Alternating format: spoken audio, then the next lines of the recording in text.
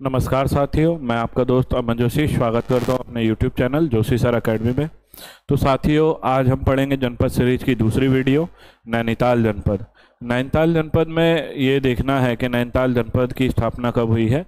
तो हमारा नैनीताल जनपद जो है उसकी स्थापना 1891 में हुई है। ये मैं बात कर रहा हूँ स्थापना की।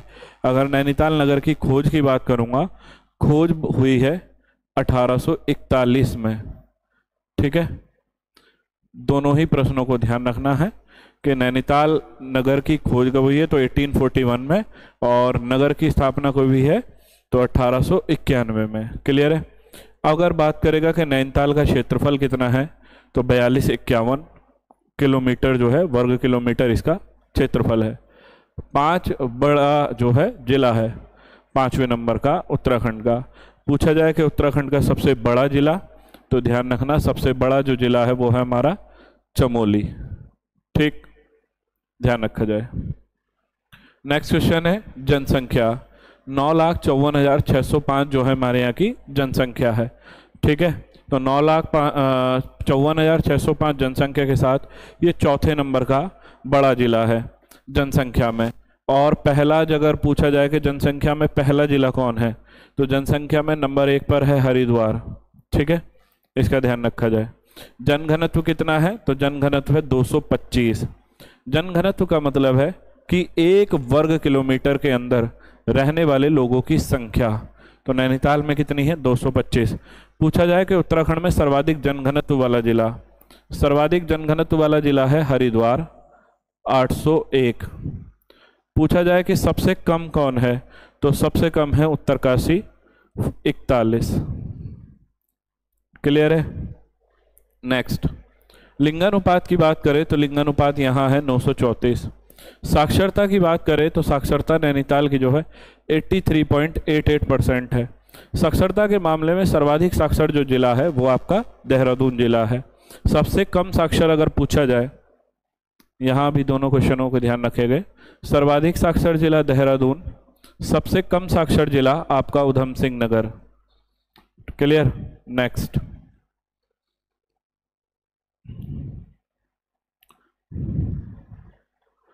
नैनीताल जनपद की तहसीलों की बात करें तो 9 तहसील हैं। नैनीताल, हल्द्वानी, लालकुआं, कालाढूंगी, बेतालघाट, ओखलकांडा, रामनगर, धारी और कुशियाकुटोली। 9 यहाँ पे तहसील हैं। 8 यहाँ विकासखंड हैं जिनको ब्लॉक भी कहा जाता है इंग्लिश में। 8 विकासखंड हल्द्वानी, रामनगर, भीमताल, बेतालघाट, रामगढ़, ओखलकांडा, कोटा, धारी। और इसमें जो हैं 7 विधानसभा सीटें हैं, सॉरी 6, 3 और 3, 6। नैनीताल जो विधानसभा सीट है वो SC रिजर्व सीट है। SC रिजर्व सीटों की बात करूं तो उत्तराखंड में जो टोटल विधानसभा की सीट हैं 70 + 1 हैं। एक जो सीट है वो एंग्लो इंडियन की है जो कि अब समाप्त हो गई है।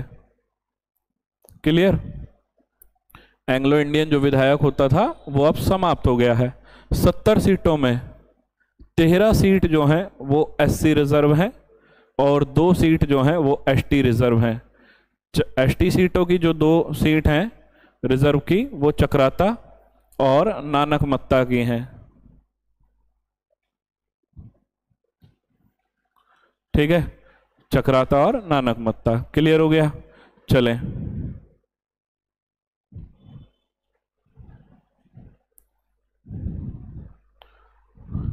नैनीताल का क्वेश्चन देखेंगे कि यहाँ माता सती की बाईं आंख गिरी थी, अतः झील का नाम नैनी झील पड़ा और नगर का नाम नैनीताल पड़ा।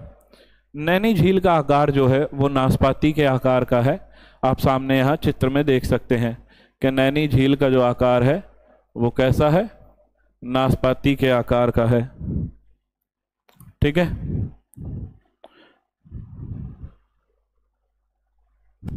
नैनी झील का जो आकार है वो कैसा है, नाशपाती के आकार का है। और नैनीताल नगर की बात करेगा तो नैनीताल नगर आम के आकार का जिला है।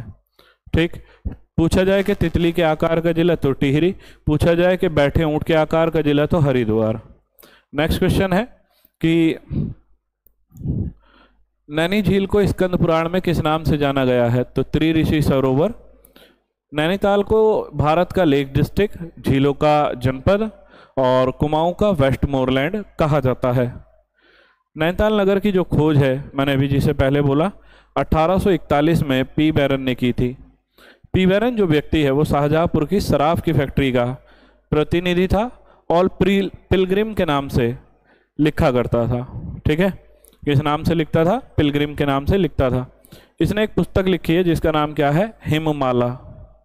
ठीक, हिममाला पुस्तक किसने लिखी है? तो पिलग्रिम ने लिखी है। अंग्रेजी मैन पत्रिका का प्रकाशन किसने किया है? तो पिलग्रिम ने किया है। नैनीताल का सबसे पहला घर किस व्यक्ति का है? पिलग्रिम कॉटेज है, पिलग्रिम ने ही बनवाया है। और इसका ठेका किसको मिला था? तो मोतीराम साहा नाम के व्यक्ति को मिला था।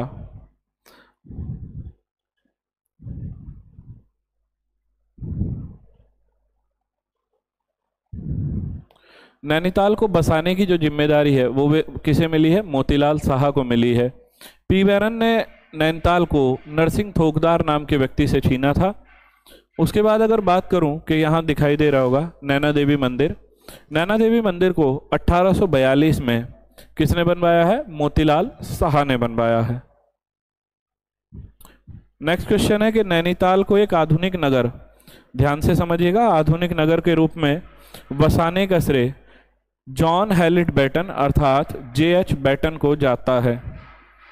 और नैनीताल को एक स्कूली शिक्षा के केंद्र बनाने का जो श्रेय है वो किसको जा रहा है? हेनरी रैमजे को।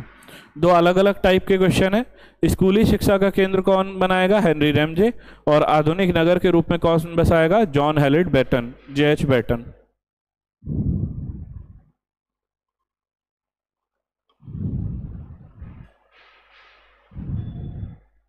नेक्स्ट है नैनीताल को सरोवर नगरी या झीलों की नगरी भी कहा जाता है।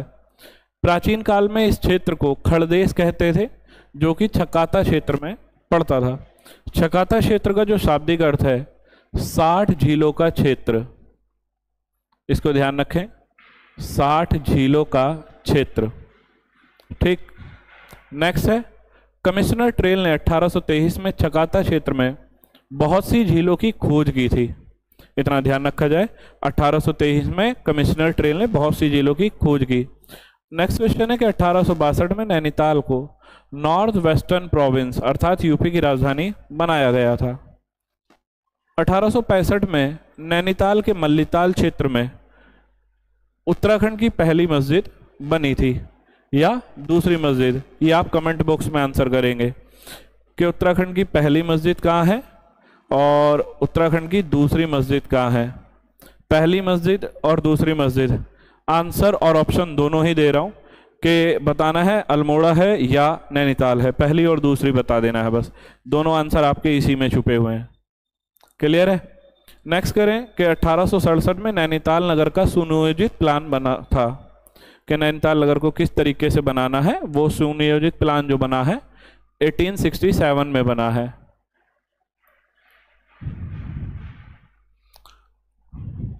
अगर मैं बात करूं कि नैनीताल जिला परिषद का औपचारिक रूप से गठन तो वो कब हुआ है? 1892 में।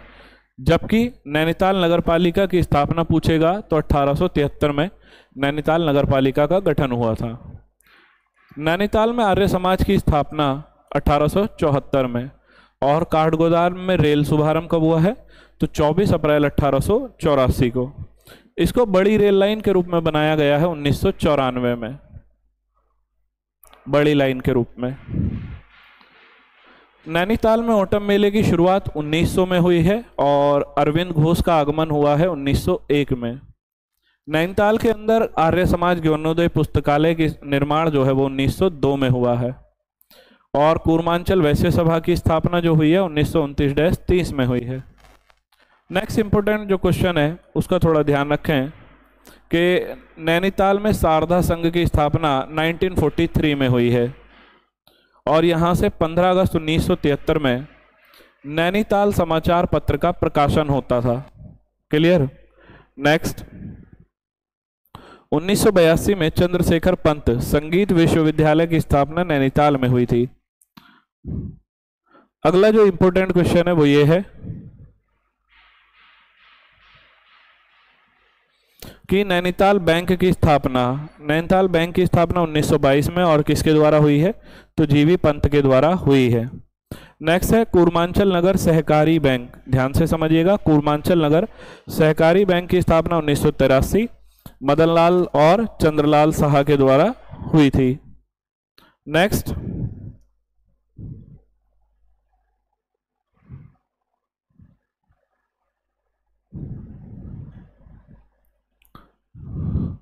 उन्नीस में बृहद झील विकास प्राधिकरण की स्थापना नैनीताल में हुई।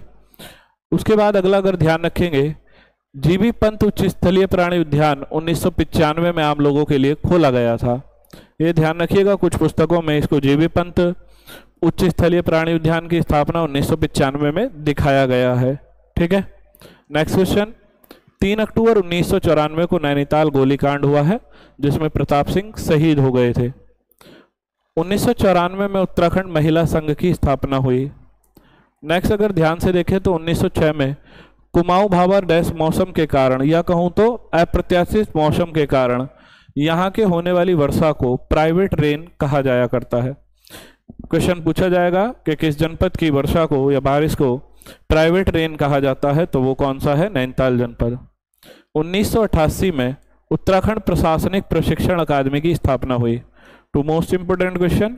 और नैनीताल को हिल स्टेशन जो घोषित किया था 1996 में घोषित किया गया था। नैनीताल को 1996 में हिल स्टेशन का दर्जा मिला है और 1992 में पौड़ी को हिल स्टेशन का दर्जा मिला। क्लियर। 1985 में नैनी रोपवे की स्थापना हुई। नेक्स्ट है 1968 में नैनीताल में पर्वतारोहण क्लब की स्थापना हुई थी। तो साथियों ये थे जितने भी इसके इंपोर्टेंट क्वेश्चन। इसके बाद आप टॉपिक वाइज पढ़ेंगे। पहला हमारा जो टॉपिक होगा वो होगा कॉर्बेट नेशनल पार्क। मैंने उन वन लाइनर क्वेश्चनों के माध्यम से सारे ही जितने भी फैक्ट के क्वेश्चन थे नैनीताल जनपद के, वो मैंने सारे वहां पे सम्मिलित कर दिए। अब हमारा जो हेडिंग है वो है कॉर्बेट नेशनल पार्क, जो कि एशिया और भारत का पहला नेशनल पार्क है। क्लियर है। एशिया और भारत का पहला नेशनल पार्क कौन सा है, कॉर्बेट नेशनल पार्क। इसकी स्थापना 1936 में हुई थी, हैली नेशनल पार्क के रूप में हुई थी।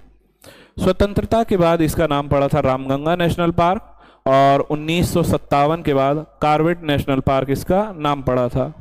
क्षेत्रफल की बात करें तो क्षेत्रफल जो है वो 520.8 वर्ग किलोमीटर है। अब 520 क्षेत्रफल को कैसे बांटा गया हुआ है, 312 किलोमीटर जो क्षेत्र है वो कहाँ है, पौड़ी में, और 208 किलोमीटर जो क्षेत्र है वो कहाँ है, ढिकाला नैनीताल वाले एरिया में है। क्लियर है। पार्क के मध्य में जो हमारा जिम कॉर्बेट पार्क है उसके मध्य में पाटली दून नाम का जगह स्थित है। 1973 में इसे भारत का पहला टाइगर रिजर्व बनाया गया था 1973 में। और 2000 याद रखिएगा 2016 में, ठीक है, 2016 में राजाजी नेशनल पार्क को सेकंड टाइगर रिजर्व बनाया गया था। भारत का दूसरा टाइगर रिजर्व कौन सा था, तो वो था तुम्हारा राजाजी नेशनल पार्क। इसके बाद 2012 में पार्क के चारों ओर जो हमारा जिम कॉर्बेट पार्क है उसके चारों ओर जो है 500 मीटर के दायरे में साइलेंस जोन घोषित कर दिया गया था। नेक्स्ट 2013 में एसटीपीएफ का गठन हुआ है, स्पेशल टाइगर प्रोटेक्शन फोर्स की स्थापना कब हुई थी, 2013 में। 2012 में साइलेंस जोन और 1973 में इसको टाइगर रिजर्व का दर्जा मिला है, वो भी भारत का पहला टाइगर रिजर्व।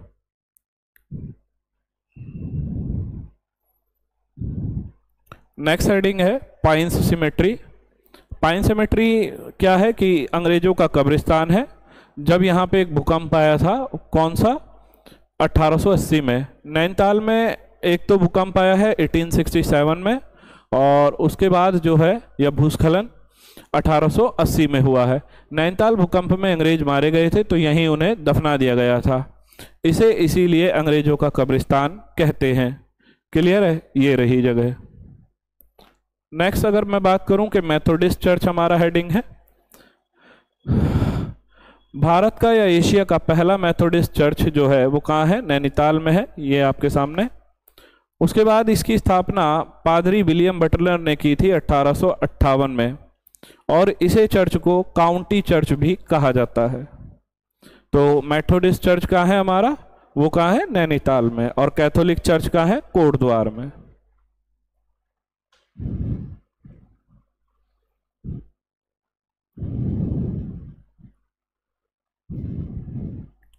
अगला हेडिंग है सेंट जॉन्स चर्च।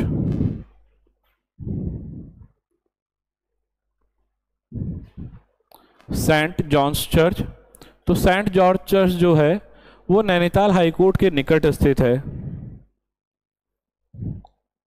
इसकी नींव जो है 13 अप्रैल 1846 को पड़ी थी और उद्घाटन हुआ है 1848 में। क्लियर है। प्रतिवर्ष इस चर्च में 1880 के जो भूस्खलन या भूकंप में मारे गए लोगों की याद में मेला लगता है। ठीक है। तो अंग्रेजों का कब्रिस्तान को किस नाम से जाना जाता है, पॉइंटी चर्च के नाम से। और सेंट जॉन्स चर्च में 1880 में जो भूस्खलन हुआ था उसके अंदर जो मारे गए लोग थे उनकी याद में मेला कहाँ लगता है, तो सेंट जॉन्स चर्च में लगता है। इसके बाद है सेंट फ्रांसिस चर्च, जिसकी स्थापना मैकन ने 1868 में की थी। इसका एक पॉइंट ये है कि यहाँ से नैनी झील के अद्भुत दर्शन हुआ करते हैं और इसीलिए इसको लेक चर्च भी कहा जाता है। तो प्रश्न बनेगा कि लेक चर्च कहाँ है, तो नैनीताल में है। और उसका दूसरा नाम क्या है, तो सेंट फ्रांसिस चर्च है, जो कि 1868 में बना था।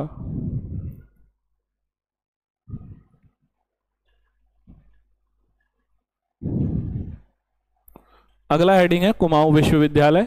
तो कुमाऊं विश्वविद्यालय या कुमाऊं यूनिवर्सिटी की स्थापना 1973 में एनडी तिवारी के समय में हुई है। ठीक।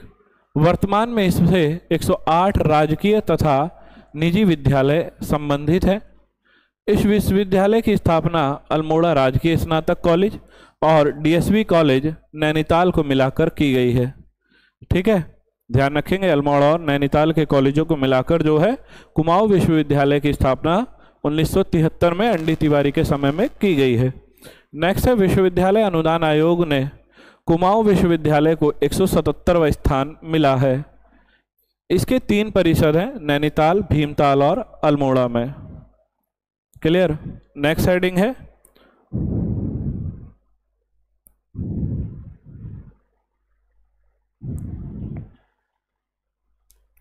डॉक्टर रघुनंदन सिंह तोलिया उत्तराखंड प्रशासन अकादमी, टोलिया है ये, आरएस टोलिया बोलते हैं शॉर्ट नेम। 1951 में प्रयागराज में हुआ था और 2016 में इसको नामकरण मिला है। क्लियर। अगला हेडिंग है हमारा खुरपा ताल। खुरपा ताल गाय के खुर के समान दिखने वाला ताल है। ठीक है, इसे नैनीताल का मिनी स्विट्जरलैंड भी कहा जाता है, ध्यान रखेंगे। नेक्स्ट क्वेश्चन है हमारा मास गार्डन। मास का शाब्दिक अर्थ है काई, जिसकी स्थापना कब हुई है, 2020 में। ठीक। नेक्स्ट खुरपा ताल के निकट क्या है, लिंगाधार नाम का एक प्लेस है। ठीक। अगला हेडिंग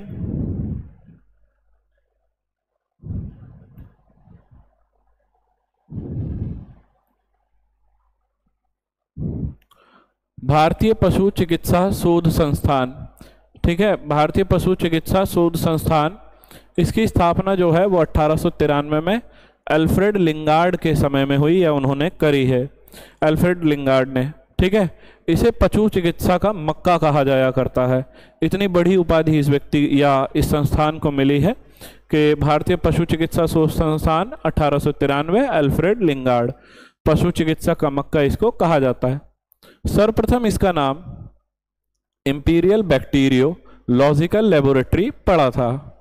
1925 में imperial institute of veterinary research नाम मिला और 1924 में एडवर्ड्स नाम के व्यक्ति ने यहाँ रिंडर पेस्ट नामक टीके को खोजा था या बनाया था। ठीक है, मुर्गियों की रानीखेत बीमारी का टीका जो है वो भी इस संस्थान ने बनाया था। अल्फ्रेड लिंगार्ड ने घोड़ों और गाय पर होने वाले सर्रा रोग पर भी जो शोध किया था वो भी इसी संस्थान में किया था।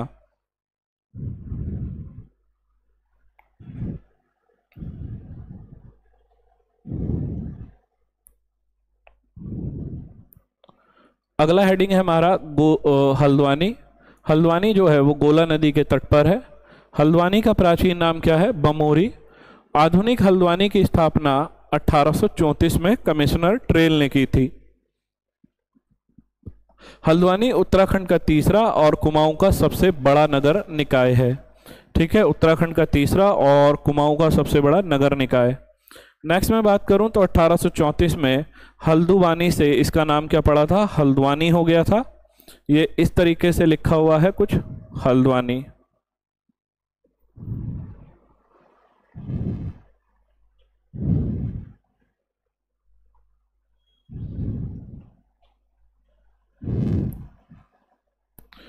अठारह की क्रांति के समय विद्रोहियों का जो ठिकाना था वो हल्द्वानी ही था। 24 अप्रैल 1884 को काठगोदाम अर्थात हल्द्वानी के पास जो है यहाँ ट्रेन चली थी। हल्द्वानी टाउन एरिया कमेटी का गठन हुआ है 1885 में। 1949 में हल्द्वानी में उत्तराखंड का पहला दूध संघ बना था। नेक्स्ट क्वेश्चन की बात करूं तो 2016 में कार्बन न्यूट्रल जू की स्थापना हुई है हल्द्वानी में। और फॉरेस्ट ट्रेनिंग स्कूल वो कहाँ है? हल्द्वानी। नेक्स्ट क्वेश्चन है कि वन और पंचायत प्रशिक्षण अकादमी कहाँ है? तो आपका हल्द्वानी में होगा। लघु उद्योग सेवा संस्थान भी कहाँ है? हल्द्वानी। नेक्स्ट दो क्वेश्चन है कि ग्रामीण एवं कृषि विकास समिति आपका हल्द्वानी में है और इसकी स्थापना 1995 में हुई है। हिल रिव्यू जो समाचार पत्र और कूर्मांचल केसरी पत्र था उनका प्रकाशन भी कहाँ से होता था? तो हल्द्वानी से होता था। ठीक है, एक और क्वेश्चन सुनेंगे और आप उसका आंसर भी देंगे। उत्तराखंड का पहला उर्दू समाचार पत्र कौन सा था? ठीक है, इसलिए पूछा हूं क्योंकि वो हल्द्वानी से प्रकाशित हुआ करता था। आप आंसर उसका कमेंट बॉक्स में बताएंगे।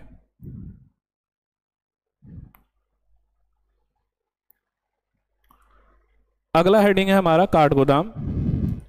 काठगोदाम जो है वो कुमाऊं का प्रवेश द्वार कहलाता है। प्राचीन नाम है इसका चौहान पाटा और उपनाम है गुलाब घाटी। चंद्रकालीन नाम है काठगोदाम का बाड़ा खोड़ी।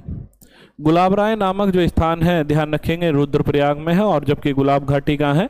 काठगोदाम में। ठीक, नेक्स्ट क्वेश्चन है काठगोदाम गोला और पुष्पभद्रा नदियों के संगम पर है और काठगोदाम जो है वो कुमाऊं का अंतिम रेलवे स्टेशन है। यहाँ टिम्बर किंग दान सिंह मालदार नाम के व्यक्ति के लकड़ी के गोदाम थे। तो ठीक है, काठगोदाम देख लिया। अगला हेडिंग पढ़े, शीतला माता मंदिर। साथियों, शीतला माता मंदिर में देखिएगा स्कंद पुराण में इन्हें वाहन गर्दभ कहा गया है।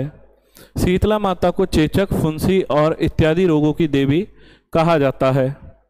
अगला हेडिंग है काली चौड़ मंदिर और इस पे स्टार बना लीजिएगा, एग्जाम के लिए इंपॉर्टेंट है कि शंकराचार्य की जो उत्तराखंड में सर्वप्रथम आए थे, शंकराचार्य जी जो आए थे उत्तराखंड में सबसे पहले किस मंदिर में आए थे, किस स्थान पे आए थे? तो वो था काली चौड़ मंदिर। पूछा जाए कि शंकराचार्य जी को ज्ञान की प्राप्ति किस वृक्ष के नीचे हुई थी? तो ध्यान रखना सहतूत वृक्ष के नीचे हुई थी, जोशीमठ में। नेक्स्ट अगला हेडिंग है हमारा भीमताल। कुमाऊं की सबसे बड़ी झील है ये। ठीक है, कुमाऊं की सबसे बड़ी झील या ताल कहोगे तो भीमताल। और किस आकृति में है? तो त्रिभुजाकार। ध्यान से रखें, नोट के रूप में याद रखना। सबसे बड़ी पूछा जाए कुमाऊं की झील तो भीमताल। सबसे गहरी पूछा जाएगा कि कुमाऊं की सबसे गहरी झील नौकुचिया ताल।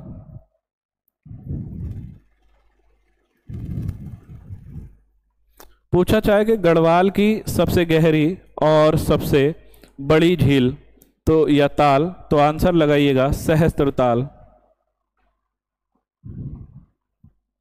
नेक्स्ट, गोरखाकालीन नाम क्या है भीमताल का? चकातागढ़ी।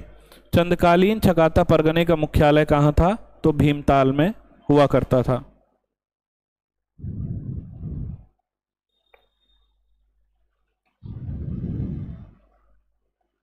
अगला आपका हेडिंग है आर्यभट्ट प्रेक्षण विज्ञान शोध संस्थान, एरीज इसका शॉर्ट नाम है। ये रहा एरीज। क्लियर है? स्थापना हुई है इसकी 20 अप्रैल 1920 को। वाराणसी में स्थापना हुई थी 1954 में। नैनीताल में स्थानांतरण हुआ था 1955 में। और जहां आज है मनोरा पहाड़ी पर, तो मनोरा पहाड़ी पे हुआ था 1961 में। ये गलत लिखा गया था। ठीक है, स्वायत्त संस्था इसको बनाया गया है 2004 में। ध्यान से समझिएगा, आर्यभट्ट प्रेक्षण संस्थान वाराणसी में 1954 में बना, नैनीताल में आया 1955 में, क्लियर है, शेर का डांडा पहाड़ी पर, और 1961 में आया था मनोरा पहाड़ी पर, यहाँ इस जगह पे जहाँ अब है वर्तमान समय में। स्वायत्त संस्था इसको बनाया गया है 2004 में। 2016 में नैनीताल के देव स्थल में एशिया के सबसे बड़े डिजिटल दूरबीन को चालू किया गया है। यह टेलीस्कोप जो है भारत और बेल्जियम का सामूहिक प्रयास है। ध्यान रखा जाए, अभी करंट में हुआ है तो थोड़ा अच्छा क्वेश्चन है, 2016, ज़्यादा साल नहीं हुए, काफ़ी पूछा जा रहा है। नेक्स्ट हेडिंग है विक्टोरिया बांध। इसे भीमताल बांध भी कहा जाता है। 1883 में इसको फ्रांसिस हेनरी एसुर्ट नाम के व्यक्ति ने इसको बनवाया था।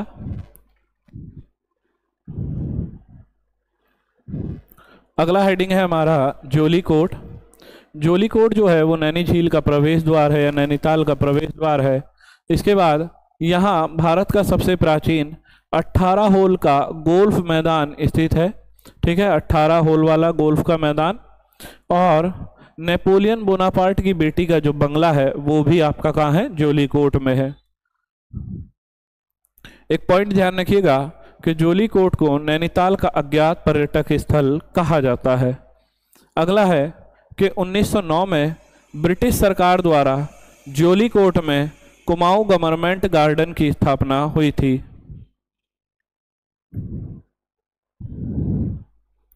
नेक्स्ट हेडिंग है रानी बाग। रानी बाग का प्राचीन नाम है चित्रशाला,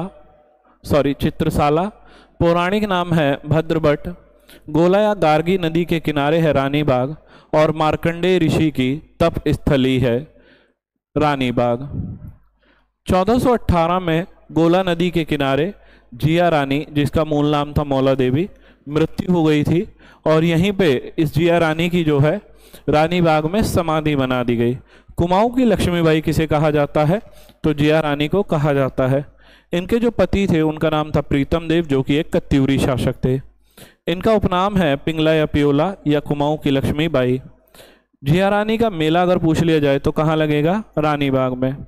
कुमाऊं की लक्ष्मीबाई पूछा जाएगा तो आप लगाओगे जिया रानी। और पूछा गया कि गढ़वाल की लक्ष्मीबाई,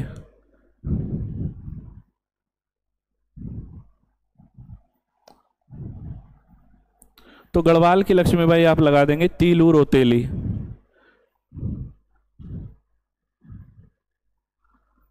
इनका जन्म 8 अगस्त 1661 को घुरड़ गांव में हुआ था। ठीक है, इनकी मूर्ति जो है वो कहाँ लगी हुई है, बीरोखाल गांव में। उसके बाद अगर पूछा जाए कि तीलू रोतेली की घोड़ी का नाम क्या था, तो बिंदुली था। ठीक,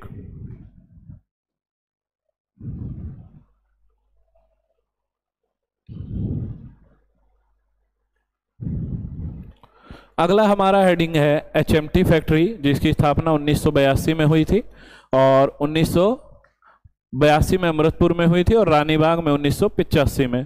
पूर्णतः जो बंद हुई है ये 2012 में हुई है।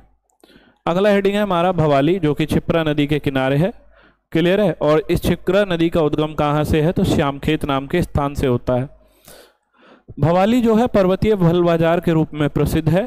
ठीक है, 19 दिसंबर 2004 को उत्तराखंड विधिक अकादमी की स्थापना भवाली में हुई थी। उसके बाद भवाली सैनिटोरियम आपका बना है 1912 में। ध्यान रखेंगे, भवाली सैनिटोरियम 1912। और आपसे पूछा जाए कि मसूरी सैनिटोरियम, तो मसूरी सैनिटोरियम लगा देंगे आप 1826 में। अगला हेडिंग है कैची धाम, नीम करोरी बाबा मंदिर।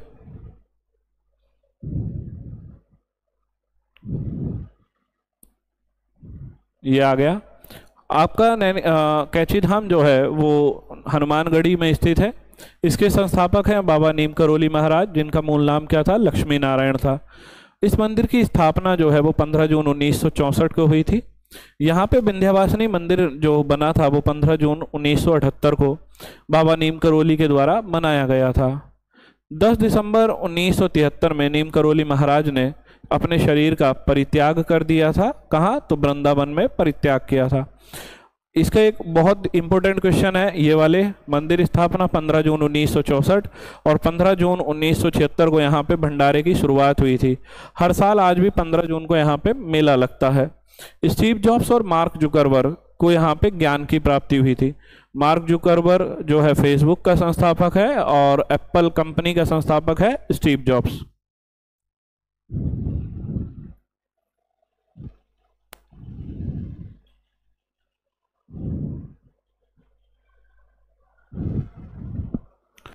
अगला हेडिंग है रामनगर। रामनगर जो है बसाया है हेनरी रैमजे ने और कोसी नदी के किनारे बसाया गया है। रामनगर रैमजे के नाम से ही था, इसीलिए रैमजे रैमजे या रामजी इनको कहा जाता था। रामनगर को पश्चिमी कुमाऊं का प्रवेश द्वार कहा जाता है और महाभारत काल में इसका नाम जो है अहचतु था। टू मोस्ट इंपोर्टेंट क्वेश्चन कि महाभारत काल में रामनगर का नाम क्या था? तो अहचतु था। यहाँ पे गर्जिया देवी मंदिर है जिसका प्राचीन नाम क्या है? उपटा देवी मंदिर है। अगला हेडिंग है हमारा ढिकाला। कार्बेट म्यूजियम और कार्बेट पार्क का प्रवेश द्वार जो है, कार्बेट पार्क का प्रवेश द्वार किसे कहा जाता है? ढिकाला को। और यहाँ पे कार्बेट म्यूजियम है। ठीक है। कार्बेट पार्क का हृदय स्थल ढिकाला को कहा जाता है। कुमाऊं का हृदय स्थल बारामंडल और चंपावत का हृदय स्थल लोहाघाट को कहा जाता है।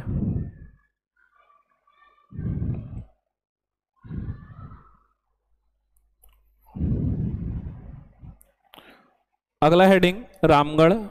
तो रामगढ़ जो क्षेत्र है 1930 में रविंद्रनाथ टैगोर आ गए थे और 1937 में महादेवी वर्मा जी जो हैं यहाँ आई थी। महादेवी वर्मा जो है बाद में यहीं रुक गई थी, तो उन्होंने अपना घर बनवाया और इसीलिए उनके घर का नाम जो है मीरा कुटीर, वो आज भी यहीं है रामगढ़ नैनीताल में। 1945 में आचार्य नरेंद्र देव ने यहाँ पे बौद्ध दर्शन किए थे। ठीक। अगला हेडिंग है हमारा डोरी थी सीट पर्वत।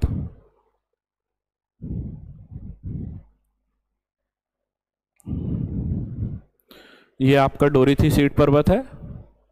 नैनीताल में 7 चोटियां हैं। उन 7 चोटियों में छठी सबसे ऊंची चोटी है डोरी थी सीट पर्वत।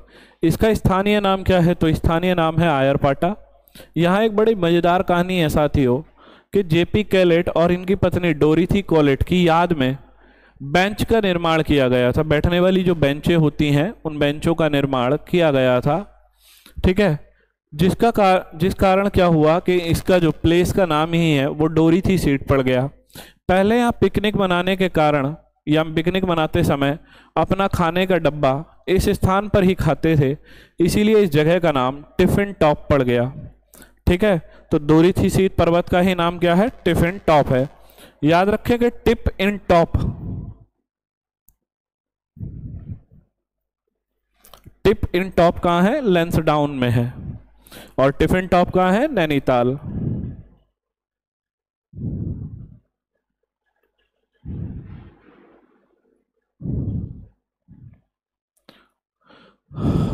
अगला हेडिंग है हमारा नौकुचिया ताल। ये आपको दिखाई दे रहा होगा।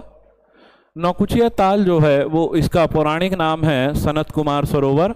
कुमाऊं की ये सबसे बड़ी झील है नौकुचिया ताल, ध्यान रखा जाए। सॉरी, कुमाऊं की सबसे गहरी झील, सबसे बड़ी झील है भीमताल। क्लियर है। उसके बाद मुक्तेश्वर में राज्य का न्यूनतम तापमान दर्ज किया गया था। प्रश्न पूछा जाएगा कि उत्तराखंड का सबसे न्यूनतम तापमान कहाँ रिकॉर्ड किया गया है? तो नैनीताल के मुक्तेश्वर नामक स्थान पर। पूछा जाए कि उत्तराखंड के किस स्थान को या नैनीताल के किस स्थान को मिनी यूरोप कहा जाता है? तो धानाचूली। नेक्स्ट है तितली संग्रहालय, जो कि एशिया का सबसे बड़ा तितली संग्रहालय है, नैनीताल में है। यहाँ एशिया या भारत का सबसे बड़ा कहते हैं इसको। स्थापना जो करी थी तो वो फ्रेडरिक स्मेटा नाम के व्यक्ति ने करी थी। नेक्स्ट और लास्ट क्वेश्चन है कि भीमताल के भीमेश्वर महादेव मंदिर का निर्माण किस व्यक्ति द्वारा करवाया गया है? तो वो है भाज बहादुर चंद के द्वारा। तो साथियों ये हमारा नैनीताल जनपद था। यदि आपको पसंद आया हो तो वीडियो को लाइक करें, कमेंट करें और इसको शेयर करें। जितने भी क्वेश्चन मैंने इस वीडियो के माध्यम से पूछे हैं वो आप कमेंट बॉक्स में ज़रूर पिन करें। धन्यवाद।